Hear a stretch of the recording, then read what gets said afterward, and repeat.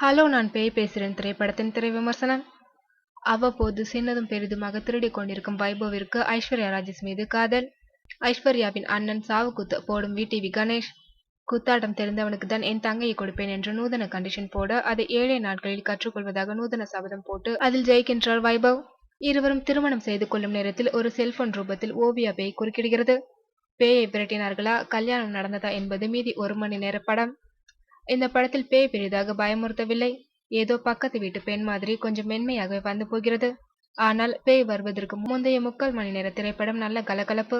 பாஸ்கரின் timing வசனங்கள் நான்-ஸ்டாப் சிரிப்புக்கு உத்தரவாதம். அதிலும் யோகி பாபுவும் அவரது நண்பர்களும் கம்போசிங்கில் ஆஷிகி 2 பாடலை பாடும் காட்சி வயிறை பதம் பார்க்கின்றது. சாவுக்கூத்தில் உண்மையிலேயே இத்தனை வகை இருக்கிறதா? வைபவ் இந்த படத்தில் தான் இயல்பாக நடித்துள்ளார். பக்கா சென்னை லோக்கல் பார்ட்டியாக குத்தாட்டத்திலும் வெளுத்துள்ளார். ஐஸ்வர்யாவுடன் அவரது காதலில் பின்னணி புதிதாக இருக்கின்றது. வழக்கமான சுந்தர் சி பாணியில் சிரிப்பு பேய் படம் எடுப்பதுதான் இயக்குனர் பாஸ்கரின் நோக்கம். முதல் பாதியில் பேயே இல்லாமல் அது நிறைவேறியுள்ளது. இடைவெளிக்கு பிறகு பேய் இருந்தும் தடுமாறியுள்ளது.